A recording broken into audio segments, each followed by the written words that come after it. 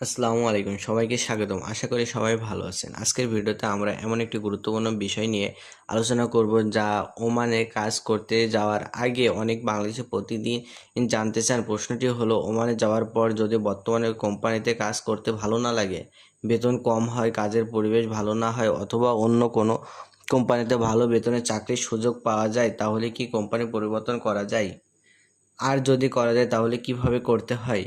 আজকের ভিডিওতে আমি পুরোপুরি বিষয়টি সহজ ভাষায় বিস্তারিত তুলে ধরব।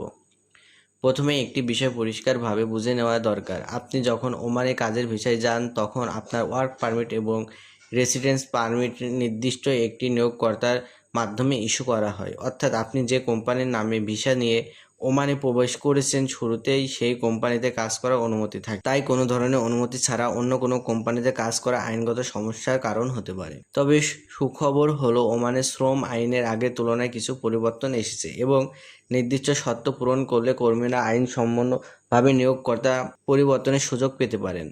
তবে এটি স্বয়ংক্রিয়ভাবে হয় না। নির্ধারিত চাকরি সরকারি প্রক্রিয়া অনুসরণ করতে হয় এবং প্রয়োজনীয় অনুমোদন নিতে হয়।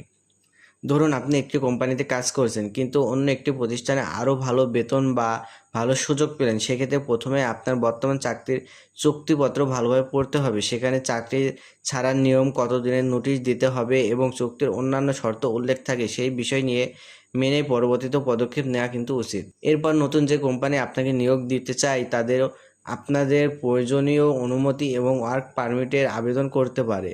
সব কাগজপত্র ঠিক থাকলে আপনি ওমানে সংশ্লিষ্ট কর্তৃপক্ষের অনুমোদন পাওয়া গেলেও আপনি আইনসম্মতভাবে নতুন কোম্পানিতে যোগ দিতে পারবেন। অনেকে একটি বড় ভুল করেন, তারা বর্তমান কোম্পানিকে না জানিয়ে সরাসরি অন্য কোম্পানিতে কাজ শুরু করে দেন। এটি ঝুঁকিপূর্ণ সিদ্ধান্ত, কারণ আপনার অনুমোদিত যদি আগের কোম্পানির নামে থাকে, তাহলে নতুন প্রতিষ্ঠানে কাজ করা অবৈধ হিসেবে বিবেচিত হতে পারে। এর ফলে জরিমানা, রেসিডেন্ট পারমিট বাতিল করা এবং দেশে ফেরত পাঠানোর মতো সমস্যা দেখা দিতে পারে।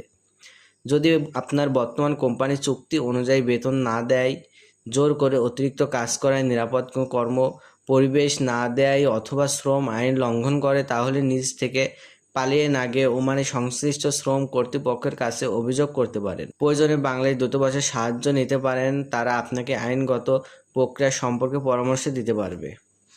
বিদেশে যাওয়ার আগে চাকরির চুক্তিপত্র অবশ্যই মনোযোগ দিয়ে পড়বেন। সেখানে মাসিক বেতন, কাজের সময়, ওভারটাইম, ছুটি, থাকার ব্যবস্থা, চিকিৎসা সুবিধা এবং চাকরি ছাড়ার নিয়ম পরিষ্কারভাবে লেখা যায় কিনা তা নিশ্চিত করুন। কোনো বিষয় বুঝতে না পারলে অবশ্যই জিজ্ঞাসা করুন। সামাজিক যোগাযোগের মাধ্যমে অনেক সময় এমন ভিডিও দেখা যায়, সেখানে বলা যায় যে ওমানে গিয়ে খুব সহজে যে কোনো কোম্পানিতে চলে যাওয়া যায়। বাস্তবে বিষয়টি এত সহজ নয়। কোম্পানি পরিবর্তন করতে হলে আইনি প্রক্রিয়া অনুসরণ করতে হয় এবং প্রয়োজনীয় অনুমোদন ছাড়া চাকরি বদলানো নিরাপদ নয়। আরেকটি গুরুত্বপূর্ণ বিষয় হলো, সব সময় নিজের পাসপোর্ট, রেসিডেন্স কার্ড, চাকরির চুক্তিপত্র এবং অন্যান্য গুরুত্বপূর্ণ কাগজের কপি কাজের নিজের কাছে সংরক্ষণ করুন। এগুলো ভবিষ্যতে প্রয়োজন হতে পারে। সর্বশেষে বলবো, ওমানে গিয়ে কোম্পানি পরিবর্তন করা অসম্ভব নয়, কিন্তু সেটি অবশ্যই আইন মেনে করতে হবে। অনুমোদিত ছাড়া কোম্পানি পরিবর্তন করলে ভবিষ্যতে আপনার চাকরি, ভিসা এবং ওমানে থাকার বৈধতা সবকিছুই ঝুঁকির মধ্যে পড়তে পারে। তাই কোনো সিদ্ধান্ত নেওয়ার আগে নির্ভরকর্তা, সংশ্লিষ্ট সরকারি কর্তৃপক্ষ অথবা বাংলাদেশের দূতাবাসের কাছ থেকে সঠিক পরামর্শ নিন।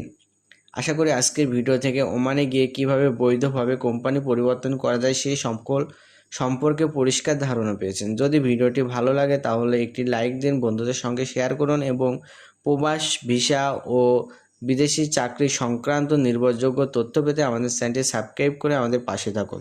সবাই ভালো থাকুন, সুস্থ থাকুন। আল্লাহ হাফেজ।